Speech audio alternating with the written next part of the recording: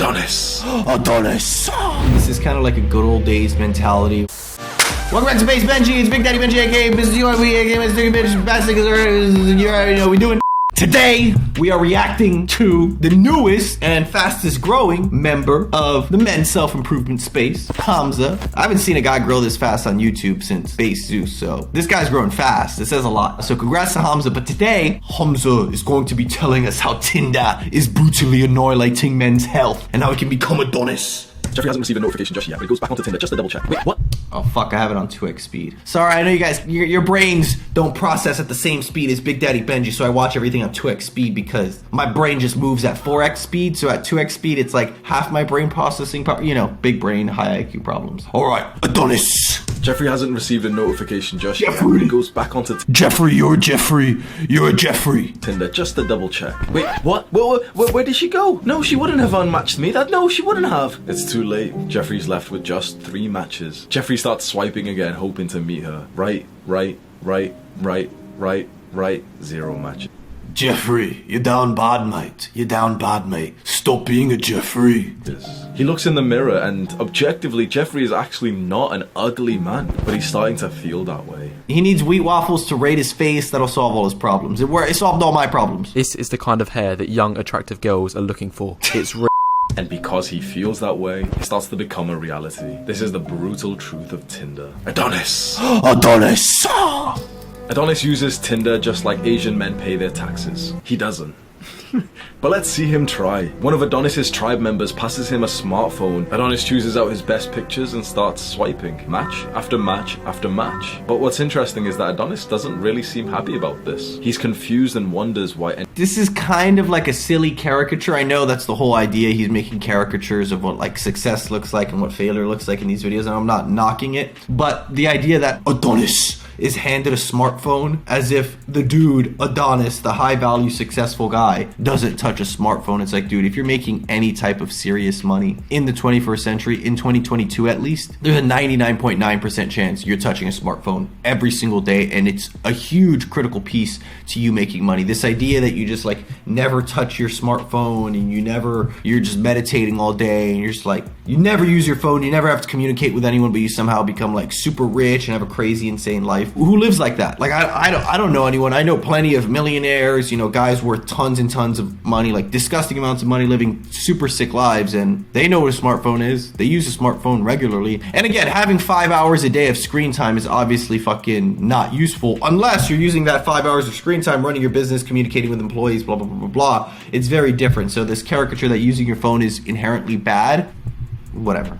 Anyone would degrade themselves to this level, to be judged purely on a couple of their pictures, as if they don't bring anything else to the table. This is how humans date. Adonis is not. This is another caricature that, oh, how dare you judge someone on a few photos and their bio, when in reality, if you just look at someone, let's say you're in a nightclub or you're out on the street and you just look at someone, all you're judging them on is how they look right then and there, in that one moment. Yes, it's real life, blah, blah, blah, blah, blah, but you're just judging them on how they look in that one moment. Whereas at least on Tinder, if you have multiple photos, you can have like 6 different photos of how you look in 6 different environments that show more and different sides of your personality, rather than the one I'm just seeing from afar. And 2, you can also read a little bit of a bio, see what it says about them, how they describe and how they would present themselves in the context of dating, rather than just seeing from afar and deciding, okay, she's hot, I want to go approach her. On Tinder, you're actually seeing more and different sides of the girl. This is kind of a self-own. He's trying to be like, oh, like be deep, that, oh, it's shallow to rate people based on how they look on Tinder. It's like, as opposed to, you know, basing it off how people look initially off first glance in person, unless you just go and approach, but, you know. Not impressed. How exactly is Tinder fucking up the mental health? And the idea that you're gonna it's degrading to like sit there and swipe and like try and date girls, like I don't know how it's degrading to efficiently try to date people. Like, is Tinder have a lot of downsides? Yeah, but this sounds more like something that would be an issue for guys who don't do well on Tinder, which I understand is probably most guys just by the sheer reality of it. But most guys, even in a scenario where there's no Tinder, guys still aren't doing well with women. The majority of them. This is why we have stupid toxic dynamics like happy wife, happy life, and the divorce rate is steadily been 50% or around that area since before smartphones were even invented. So this idea that dating is somehow miraculously broken because of social media and smartphones, it's like, no, it got worse because of social media and smartphones, but it was already on the decline and being really fucking terrible for the average person. The average guy can't date, period, because if he knew how to date, he would know how to apply it to his online dating life. Most guys don't know how to date at all. So the fraction of people that know how to date and can also communicate it online in a high value way is very, very small. And this is why so many guys struggle with dating apps, because if you don't know how to communicate or be good in dating in person, you're also not going to know how to do it online dating. So it's not degrading to date online. In fact, for me, online dating is the most efficient way for me to date. I can get 3 or 4 dates in a week with 2 hours or less of work just messing around, swiping, messaging girls on dating apps, going through a specific framework. It takes me 2 hours that I can get 3 or 4 dates a week, pretty much on autopilot, because I'm saying the same things, I'm going through the same motions, and that saves me time having to go out and approach tons and tons of girls when I could just text a little bit, set up a date, go on a bunch of dates, and it didn't really require a lot of upfront work. In fact, it's a lot more efficient. But if you want to know how to do that, book a free one-on-one call with me below. You can see our coaching program and the results we're able to get people. Back to the video. Of our generation. It starts with a lack of consequences of displaying your attraction, your interest in someone. Because previously, let's say 20 years ago, if you were an adult then, if you were a man then, you would have met a woman by your social circle, or at least in your community. You would have seen her, been attracted to her, walked over to her and flirted, displayed your interest. You would have done that knowing that people around you may have been looking, and so you would have really restrained your... You could argue that this is actually a worse way to date because you were restrained and confined to the people in your area. So if you really cared about finding someone who was a good romantic fit and match for you, you would expand beyond just like the immediate area, your friends of friends, social circle, because that list gets exhausted very, very fast. So I know he's trying to like make the good old days, he's making like an appeal to the good old days, but I'm not really convinced that the good old days are really that all good. And again, I'm not knocking Hamza, I don't hate the guy at all, but I just think for the sake of the video and for the sake of entertainment and for the sake of, appealing to men, he's making it seem like this is a very special moment in time for reasons that it's not. Yes, this is a special moment in time and for dating, but not for the reasons that he's saying it. It's not because the good old days were so good. Interest up until you really found a girl that you were attracted to because of that level of social judgment around, oh, look, Jeffrey's going to approach that girl right now. But with online dating, specifically Tinder, but even Instagram, no one really needs to see your approach. And so men's standards go down and down and down because you may as well just fucking right swipe every single girl. It's more efficient, honestly. It is more efficient. I'd say 90% of men follow the strategy of swipe right on everyone and unmatch or filter out the I don't know if I should say this, and unmatch and filter out the kinds of women that the ugly girls, the girls you're not into, you are not interested in. And we won't be insulting towards them, but it's not insulting to say that you think someone is ugly. You don't have to go up and be mean and be a dick about it, but some girls think I'm ugly. That's fine. I'm not going to hold it against them. They're entitled to that opinion. I am considered ugly to some girls and to some people. Wheat Waffles, he thinks I'm ugly. He rated me a 7 out of 10. He thinks I'm ugly. I'm not Chad level. So I didn't cry about it. However, he's wrong here. He's saying that the most efficient way to date on Tinder is to just swipe on every single girl. This has been wrong for like 5 years. I was doing this I was doing this like 6 years ago when I was in college. I would just right swipe every single girl and then filter it out at the end. But Tinder's algorithm, the developers at Tinder got savvy to what guys were doing because they realized it's just more efficient to swipe on everyone. So like, okay, we don't want guys doing this. This is not good because it encourages bad behavior on the app. We can't tell which girls are actually most desirable because guys are just swiping on everyone, and it's low quality behavior. If you're swiping on every single girl, it's because you're desperate and not getting matches. So you're probably a desperate, low quality guy, so we're not going to show your profile, and this will actually get your profile ranked lower.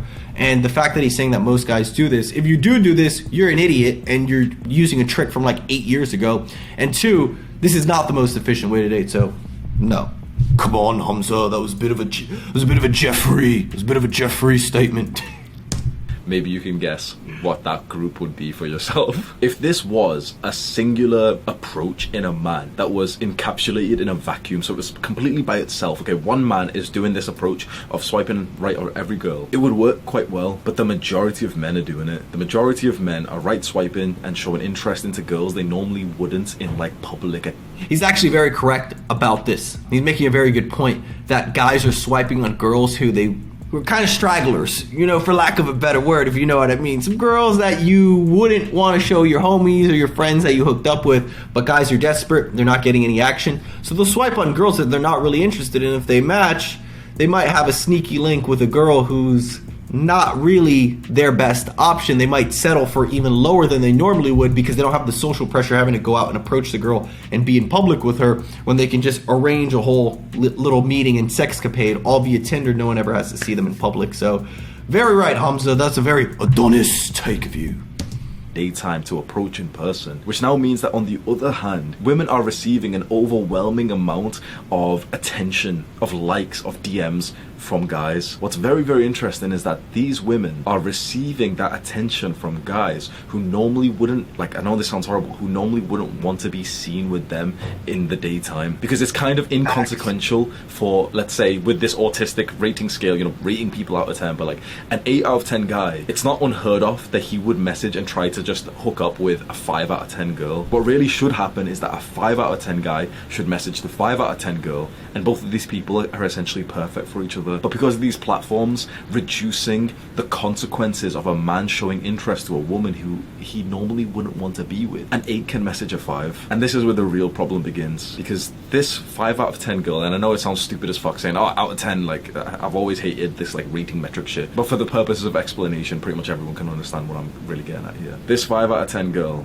is now getting messages from guys who are 5s, even some guys who are 4s, but also from guys who are 6s, 7s, 8s, maybe a couple of 9s. Who is she gonna pick? So she's gonna see a message from a guy who's an 8 and like think, oh shit, like he's really hot, and oh, he's got game, and like, oh, he wants to meet me. Okay, they're gonna meet, sleep with each other, and it's gonna be somewhat ingrained in her personality. Yep, this is the level of man that I attract. And now this girl almost thinks that she's on this level. She can't, like, she's not bad for thinking this. We can't really blame her for this. And now she will not accept anything less than this 8 out of 10. But the issue is that these 8s here, who maybe still message her, know her true worth, her true value, and they probably don't want to commit to her. They probably don't want to get into something which...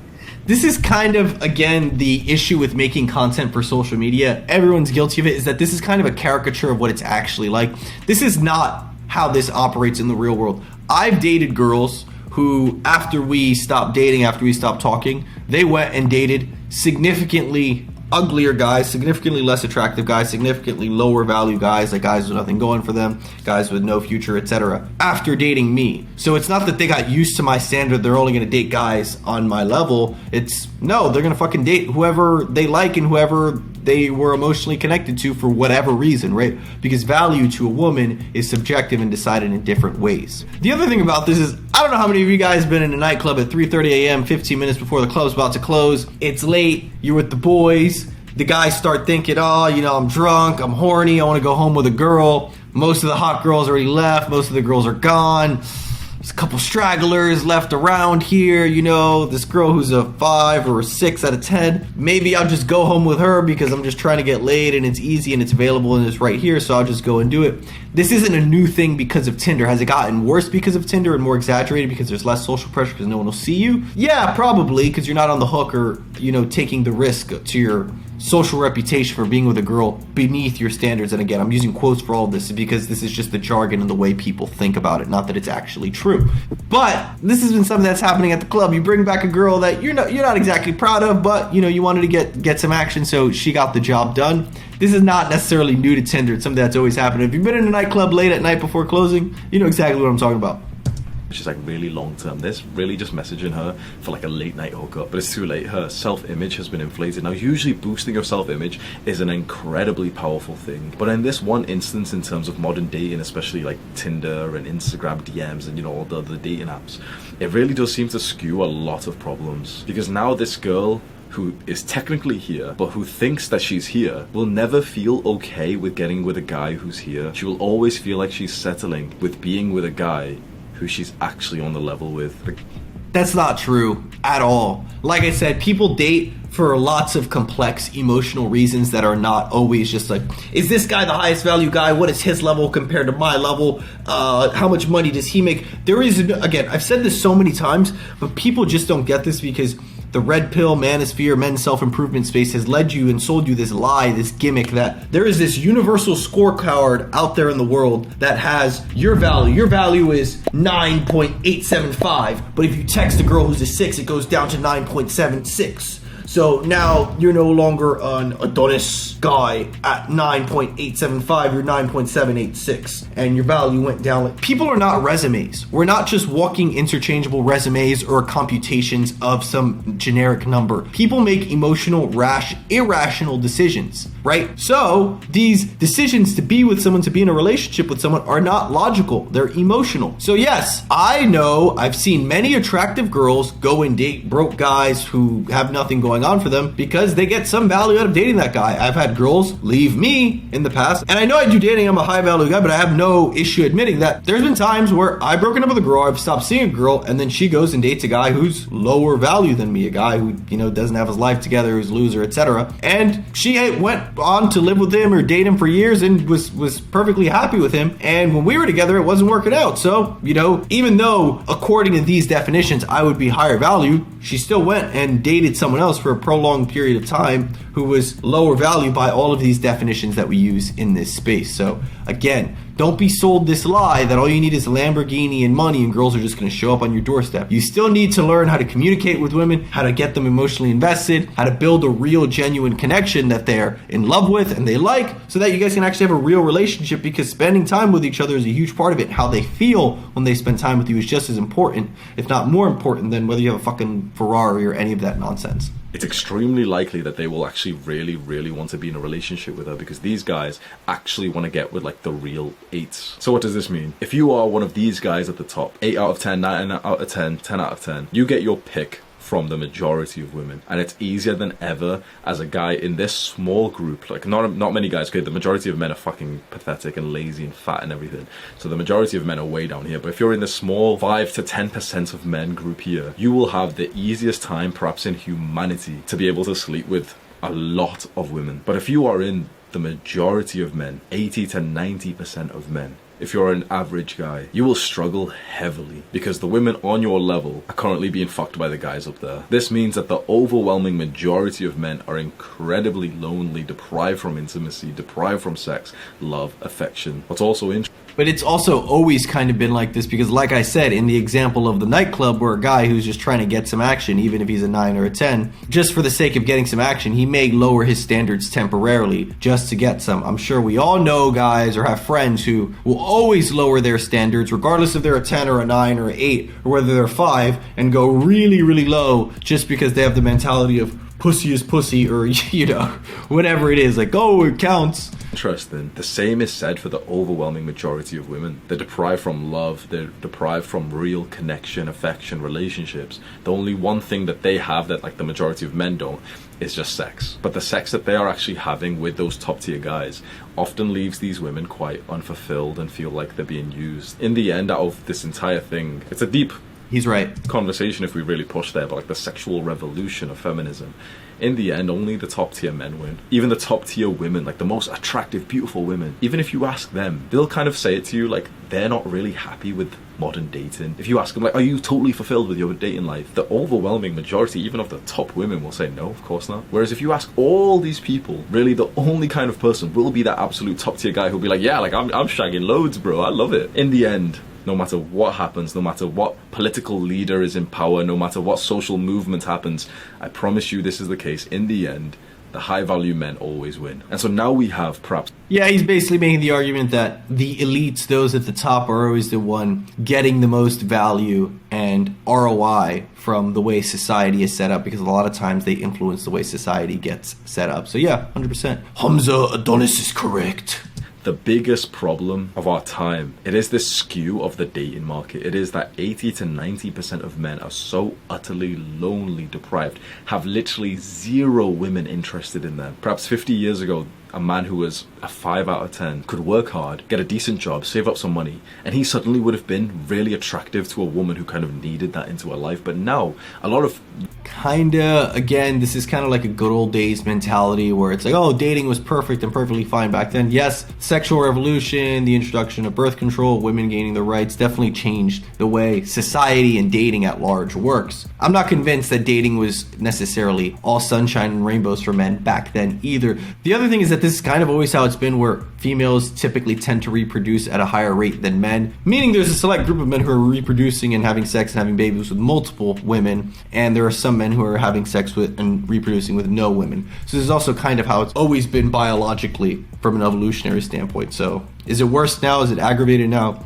Yes, but I don't think it's as big of an issue as is said in the modern space. Most women are self-sufficient. Most women are educated. They work their own jobs, make their own money. So dating a guy just because he has like a good job is no longer a big angle of attraction. Whereas 50, 100 years ago it was, because it was like an acquirement of resources that they probably couldn't really get. Another thing here that I don't like about this talking point that's often said in this space is that the reason most guys aren't getting the dating results they want is because they're just not trying hard enough. Like, they don't actually want it. They don't want to go out and do the work that it takes to get good social skills, to learn how to actually communicate with women, to revitalize and revamp themselves and their life, to become a person worth dating, because most guys just aren't worth fucking dating. They're not worth a girl's time. And if a girl's attractive, even if that's her only quality, that's better than a guy who has nothing to offer at all. So most guys, and I know this because a lot of guys who end up joining my program wasted years and years of time doing it incorrectly, doing it wrong, or just not trying hard enough at all. The thing is, dating, learning how to date, learning how to communicate with women, learning how to attract the opposite sex is a skill set just like anything else. And if you don't acquire the skill set, if you don't learn it, you don't put in the time, you're not going to get the results you want. So how many guys are actually willing to put their ego aside and admit, I'm not getting the results I want, I'm not getting what I want out of my dating life, I'm going to do something about it to fix it, I'm going to revamp myself and become the best version of myself, I'm going to become the man, a man who's worth dating, and on top of that, I'm going to learn how to communicate that value that I'm offering to women. Get by themselves. This is leading us to a very interesting dynamic, and I think it's best summed up in a quote that Rollo Tomasi uses very, very well, which is that women would rather share the alpha rather than be saddled with the beta. A lot of people cringe at like that, the terms alpha. Yeah, I'm sure he's going to keep talking about this more throughout the video, but we get the point. Is Tinder brutally annihilating men's mental health? No, I think you could say that about social media as a whole, largely. Yes, I think modern technology is always kind of annihilating people's mental health in one respect or another. It changes our physiology, it changes the way we act and behave, and we're probably all better off with a significantly lower dose of social media than we all have. Is Tinder specifically to blame? No, I think guys ultimately at the end of the day need to take responsibility for their outcomes, their life and their place and their station in life, and if they want to change it, they have to take responsibility into your own hands, and you have to actually go up and fucking do something about it rather than complaining. I don't think that's what Hamza is doing. Again, I don't dislike Hamza at all. I actually agreed with most of the points in his video. They're very Adonis points of him, but there was some stuff I just didn't really agree with, or I know he's kind of just exaggerating for the sake of the video. But anyways, there's your answer on, is Tinder brutally annihilating men's mental health? Thank you, Hamza, for the video. Thank you for letting us react to it. Obviously, go check out Hamza. You know who he is, so whatever. If you want to learn how to actually date, how to actually learn the skill set of dating, learn the skill set of game, if you actually want to learn how to get multiple matches per day on Tinder, get multiple dates per week on Tinder, then you can, because all of my students who I work with inside my coaching program are doing exactly that. And if you want to learn how you can do that, if you want to apply to work with me on a one-on-one basis, then book a free one-on-one call below. You can learn about my coaching program, what it's like to work in my private consultancy, and I'll see you guys in the next video. This has been Big Daddy Benji, aka Best Benji, aka Mr. RB, Mr. Good Bitch. Past tense, because I already have. There's nothing you can do about it. And I'm out. See you guys soon. Bye.